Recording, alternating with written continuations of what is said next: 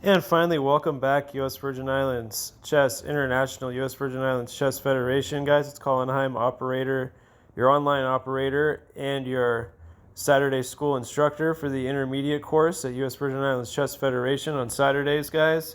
And welcome to the virtual U.S. Virgin Islands Chess YouTube platform, guys. Again, it's your host, Colin Heim. And let's get right into an Italian four nights game that I just played on Lichess today. Was Thursday, February the 9th, 2023. And in this game, my opponent had the black pieces, and he was rated somewhere around 1900 rapid. We played a 10-minute game with no extra time, no increment, just 10 minutes per player. And let's get right into the four nights Italian, guys, as mentioned. And bishop to c4, bishop f6, bishop c3, bishop c5. Well, guys, this position has been reached at the top level many times. 2700 level plus, Maxime Vachier-Lagrave, Anish Giri, Magnus Carlsen, and everybody else, Fabiano Caruana. d6, short castles, d6, d3, h6, and a3. Well, a3, guys, isn't the most played move in the position, guys. The most played move in the position is just bishop to e3 or bishop to d2. Okay, here. And, well, if we decide to back up, there could just be captures. Okay, so black and white both have to figure out what they want to do there. Instead, guys, I went to a3. So a3 is already a departure. However, a3 has been played at FIDE level 23-2400. So there were some FIDE games in the Lichess database that showed this line, a3 immediately. a6 as a response played by black, which has also been seen before at the top level. b4 has been seen at 2500 level chess as well, guys. In this game, I was rated somewhere around 2008 or so rapid Lichess rating, okay? So about 100 rating points, 130 rating points or so more than my opponent, playing with the black pieces. a7, bishop to b2. Now, guys, it is as of move 9 with bishop to b2 that we have a completely new game, and there were no games in the database found with bishop to b2, okay? Instead, rook to queen to e1 and bishop to e3 again, which is interesting because we keep pointing out this bishop to e3 line, and the computer just absolutely loves it. There's no other piece that the computer would want to move here, although it really does tend to favor h3 here, okay?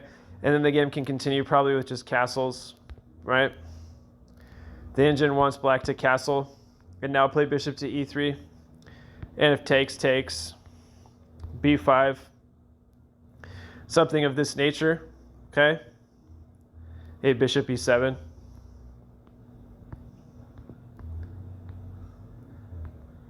Okay, white has a better center in this position, okay? White's better. Okay, so let's continue with what happened in the game, guys. Okay, so after bishop to b2, which is what I came up with here, move 9, we have a completely new game on our hands that I came up with. Let's find out what I did with this completely new game, guys, and let's show how it really created a big weakness here where I have my pawn moving here under my finger. This e5 square that this pawn is on is going to be a big problem for black here, and let's find out why, guys. Let's find out why, okay? Let's continue. Short castles played by black, guys, rook to e1 and knight to e7. Okay, knight to e7 is crucial because it anchors the entire position. It anchors squares that are, basically in conjunction with black's kingside. We're going to see a lot of kingside involvement now, guys, after knight to e7. Let's continue with what happened in the game, knight to e2. Now we see that there's symmetry between this black knight, the knight on f6, and the knight on f3, and the knight on e2. So they're basically symmetrical type knights.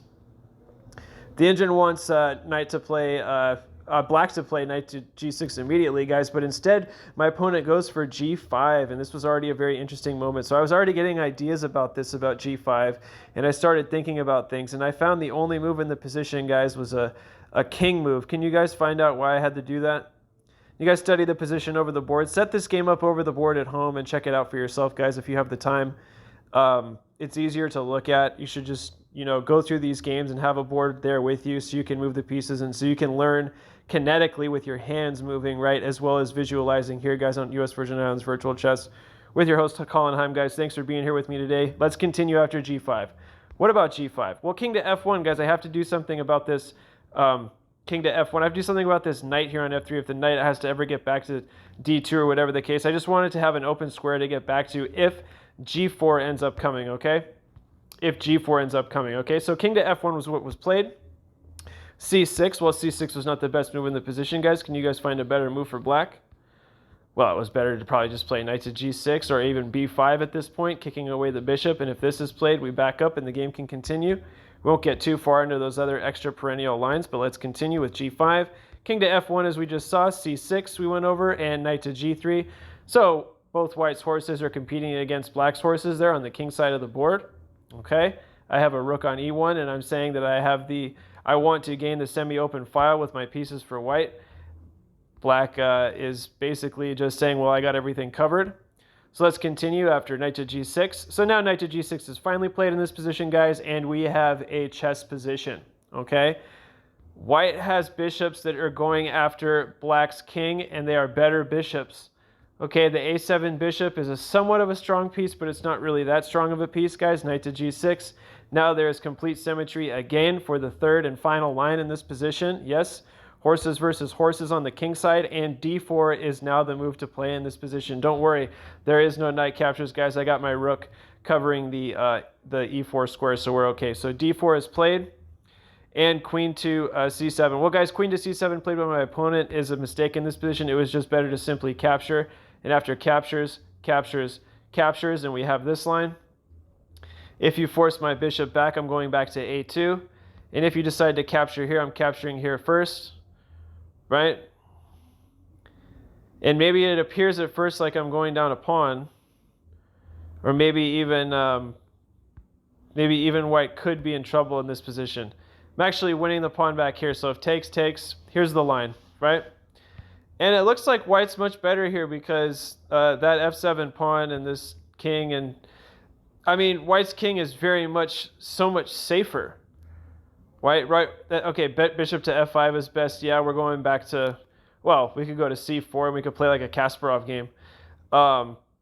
Yeah, so this would be the position. I definitely think I could make stuff work here. Yeah, knight to f4.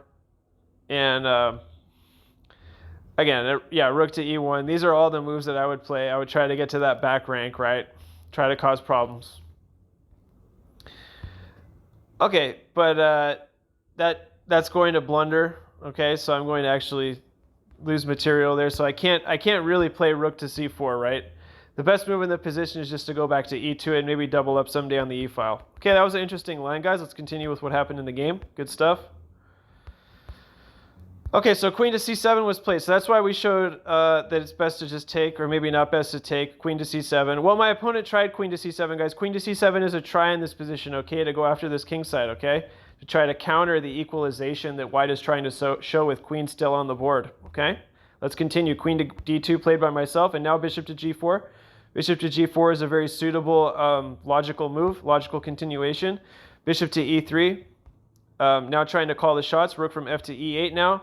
Going on the same file as the queen that I just moved to the e3 square, which is now protecting the threat of bishop captures on f3. And we also have to mind the bishop on a7 that's covering the d5 square that's also attacked here, okay? So again, the engine just recommends that you take here, okay? But instead, bishop to d7, well, guys, it was best to just capture from my opponent and play queen f3 after bishop f3. But we didn't see that, guys. Bishop to d7, and now this is going to be the doom of, well, bishop to d7 is the bane of any logic that white tried to, black tried to figure out during this transition from the opening to the middle game. Okay, and let's just show why the middle game kind of cracks here for black, if you will. Okay, so bishop to b3, and now, guys, we see a well-versed, probably well-known battery line in this Italian. This is like a very successful Italian for white, right? Just better bishops, better threats. Black is sort of out of shapes. The bishop on a7 isn't that great. Queen on c7. White is going to have better rooks in the future here. The d4 square is better than the e5 square. Excuse me. Yeah, guys. So on top of the battery, what we want to point out is that the d4 square, the dark square on the queen side for white, is better, and this is much more favorable for white. Okay, so rook to e7 is logical, okay? I mean, it's just like a chess defense move, right? Just defending the double attack like we talked about, which was the primary, culprit of this position, if you will, to making the trouble come towards black here. We want to bring black the trouble. Okay, rook to e7, and now, guys, just chopping here now. Finally, it's too late. Black should have taken on d4 long time with the e5 pawn, and now let's see why this crumbles and crushes. Guys, we see de5, de5, and knight to f5, and we can start swinging here. We're swinging back after that late chop, and the rook's under attack, so it's a forced take here. There's really no other move here. You have to capture, and after captures, and knight to f4, which is the best move by the chess base, is recommending. Okay, but this does absolutely nothing. All it does is give us complete rights and privilege to go to e5, and that is going to be the end of the game. Guys, this knight on f6 is hanging that horse. All red, nothing, just completely lost. And queen on c7, right, we got to go back. Takes, and now I'm forking your rook and your queen, and the whole house collapses.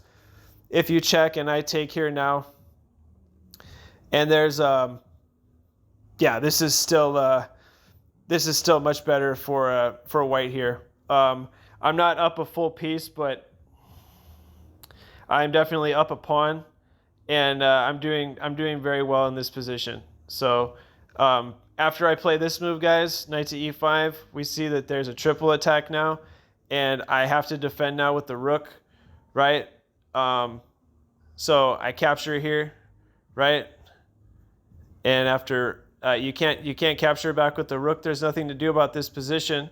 Black has absolutely nothing to do. It's saying it's just best to move the king, right? So this is hilarious, guys. This is completely lost for black. Okay, black is being crushed. White is crushing black in his hand, right? So that does it. And let's get back now to what happened in the game, guys. Bishop to e5, and this is resignable. And matter of fact, guys, queen to d7 and resigns. Guys, I got to give it to you guys. You guys made it through this whole video today, 12 minutes on the dot. Congratulations, guys. US Virgin Islands Chess. This is your host, Colin Peter Heim, and I'm the operator and the sole educator at the advanced and intermediate levels, guys. Okay, US Virgin Islands Chess. Let's keep playing chess, and let's do all each other for all for what we can do to each other, and let's maintain the fellowship and the camaraderie. And you guys are doing an excellent job. And not only that, we're staying happy, focused, and mellow. Guys, take care. Much more to come on the other side. See you on the other side of the chessboard. And take care, and bye-bye for now.